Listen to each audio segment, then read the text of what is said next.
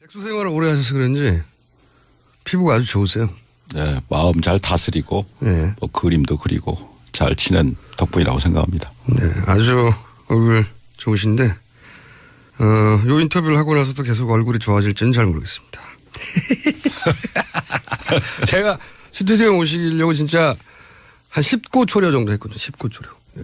자, 드디어 모셨습니다. 먼저 이 질문부터 드리겠습니다. 이 박근혜 정부와 국정원 댓글 수사를 하시다가 부딪히셨죠. 그러니까 청와대 말을 안 들은 거죠. 수사 의지를 너무 강력하게 보이시다가 처참하게 잘리신 분인데 최근에 이 박근혜 최순실 게이트를 보면서 어떤 느낌이 드시는지 간단한 소회부터 먼저 한마디 해 주십시오. 네, 제가 갑자기 검찰총장을 일상의 이유로 그만둔 이후에 많은 자성의 시간을 보내왔었습니다. 그런데 최근 최순실 국정농단 사태 이전에는 검찰 돌아가는 걸 보면서 뭐 우라가 치밀 때도 있고 많은 걱정이 되기도 했었습니다. 그런데 특검이 가동되고 또 특검이 본격 수사를 나서는 걸 보면서 국민 여러분들께서도 마찬가지시겠지만은 많은 위로도 되고 또 경우에 따라서는 안타까울 때도 있고 그렇습니다. 위로가 되신다는 건 기본적으로 특검이 잘하고 있다는 얘기겠죠? 네, 저는 그렇게 생각을 합니다. 자, 그러면 과연 이 분야의 전문가가 맞는지 얼마나 이 분야에 계셨는지 잠깐 제가 먼저 짚어보면 검찰이 되신 게 나이가 언제셨죠? 그때? 네, 군 복무 3년 마치고 29살에 서울지검 검사로 임관을 했습니다. 29살에. 예. 그리고 확 잘리신 게? 총장 6개월 하고. 6개월? 예. 2013년 9월 30일자로 퇴직을 했는데 그때가 55살이었습니다. 29년. 제가 알기로는 헌정사상 최단기 검찰총장이었어요. 6개월. 6개월 검찰총장을 하셨고 그런 배경 지식을 가지시고요. 그러니까 사회생활 하시고 검찰에만 계신 거죠? 쭉. 네. 그리고 네. 백수 3년 했습니다. 많이 들으셨어요, 방송이? 자. 먼저 이제 특검 연장. 황교안 대행이 이제 저는 특검 연장을 안 할 것 같은데. 자, 이 부분을 한번 짚어보겠습니다. 안 하겠죠? 만약에 황 대행께서 국민 대다수의 뜻과 달리 연장을 일방적으로 거부해버려서 특검 수사를 중단시킨다면 결국은 이러한 최순실 국정농단 사태에 대한 수사 의지가 없다는 것을 스스로 증명한 거 아니겠습니까? 지금 안 해줄 것 같은데 그 말씀을 좀 제 나름대로 해석을 하면 특검 연장을 안 해주면 수사 의지가 없는 거다. 안 할 것 같은데 안 한다면 이유가 뭘까요? 다 아시다시피 황교안 대행 역시 국민 대다수 분들이 이번 국정농단 사태의 공동 책임자 중에 한 사람 아니냐라는 그 의혹을 제기하고 있지 않습니까? 그런 의혹은 이 정부 들어와서 뭐 법무부 장관을 오래 하셨고 또 총리를 계속 하셨고 이젠 대행까지 하고 있고 그 과정에서 이런 농단 사태가 다 벌어졌지 않습니까? 다 벌어졌어요. 그 말씀은 특검 연장을 안 하면 자기 책임이 드러날까 봐 안 하는 거다? 결국은 수사를 계속해야 하는 특검에서 수사를 계속해야 하는 상황에서 연장을 안 해줘서 수사를 갑자기 멈추게 한다면 이러한 국민들로부터 받고 있는 본인 연루 의혹에 대해서 해소시킬 수 있는 기회를 스스로 놓치는 것이다 라고 생각을 합니다. 그러니까 논리적으로 보자면 본인이 연루되지 않았다면 털 기회인데 그걸 연장 안 하는 걸 보면 본인이 연루된 거 아니냐. 라는 의혹이 또 제기될 수도 있다는 얘기입니다. 네. 그런 의혹이 제기될 수 있는 수준이 아니라 그런 거 아닌가요? 본인이 연루된 게 나올까 봐 특검 연장을 안 한다. 이렇게.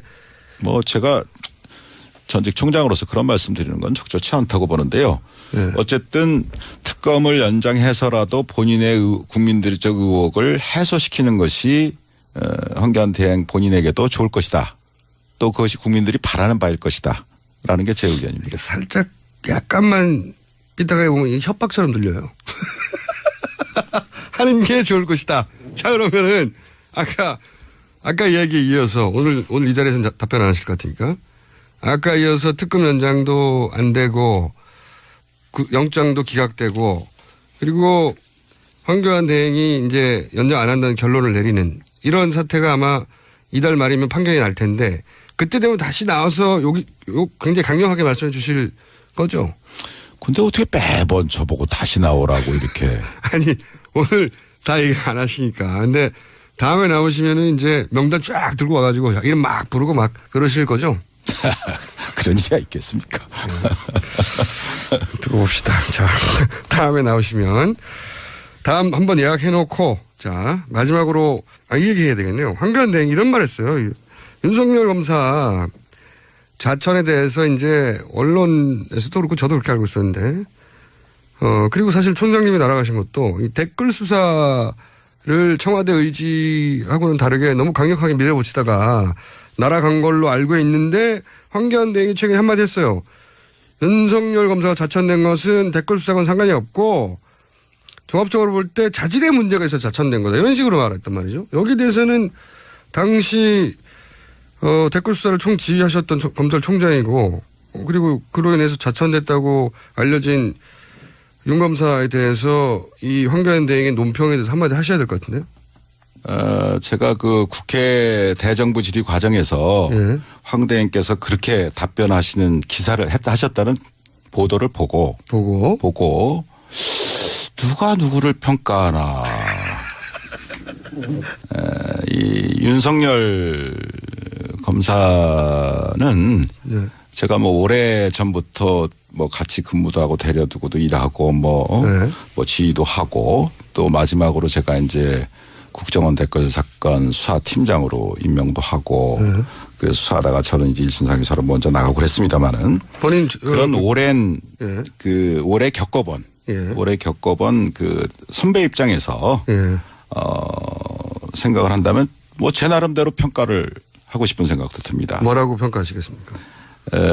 우선 황교안 대행은 자질이 문제가 있어 실력이 없어 자천됐다는 거거든요. 한마디로 요약하면. 전 뭐 거기에 대해서는 아까 그 말로 답변을 대신하고요. 누가를 평가하냐? 제 생각으로는 이 윤석열 검사는 지금 뭐 특검팀에서 열심히 뭐 쥐어창창 수사를 하고 있는 것 같은데 아주 치밀하고 해박한 법률 전문가입니다. 법률 이론가예요. 기본적으로. 그 다음에 어떤 법과 원칙에 어긋나는 것 거기에 대해서는 단호히 거부합니다. 오케이. 저한테도 많이 거부했어요. 그러면 어떤 이 검찰이라는 것이 상명하복 조직인데 거기서 상사의 말이 틀리다고 그래서 거기에 대해서 거부를 하고 대들고 자기 소신을 편다는 것은 정말 그건 대단한 용기가 필요한 겁니다. 바깥에서 보시는 것보다도 더. 그래서 거기에는 분명히 자기 희생적인 자기 헌신적인 용기가 없으면 불가능한 겁니다. 근데 이 윤석열 검사 같은 경우는 제가 겪은 바에 의하면 자기 헌신적인 용기를 갖고 있어요. 갖고 있는 친구다 이거요. 그다음에 또 아주 다이내믹합니다. 신중하면서도 다이내믹해서 말하자면 예리한 칼잡이다. 그래서 한마디로 제가 말씀드린다면 문무를 겸비한 훌륭한 검사다. 문무를 겸비한. 문무를 겸비한 훌륭한 검사다. 뭐 그런 표현을 하고 싶습니다. 자, 무슨 말씀인지 잘 알았고요. 자, 마지막으로 어렵게 스튜디오 직접 나오셨는데 혹시 다음 출연까지는 아직 뭐 한 3주 정도 남았기 때문에 남기고 하실 말씀 뭐 국민들이 하고 싶은 말씀이나 검찰에게 하고 싶은 이야기 있으면. 제가 뭐 간단한 심정을 말씀드리겠습니다. 대한민국 검찰은 2,000명이 넘는 검사를 포함해서 10,000명이 넘는 방대한 수사 인력을 가진 강력한 수사기관입니다. 다시 말해서 평소 수사 역량이 지금 현재 특검의 100배가 넘습니다. 수사 역량 면에서 100분의 1도 안 되는 20명의 특검 검사들이 불과 몇 달이란 짧은 단기간에 이전 검찰의 수사보다는 비교할 수 없을 정도의 성과를 내고 있지 않습니까?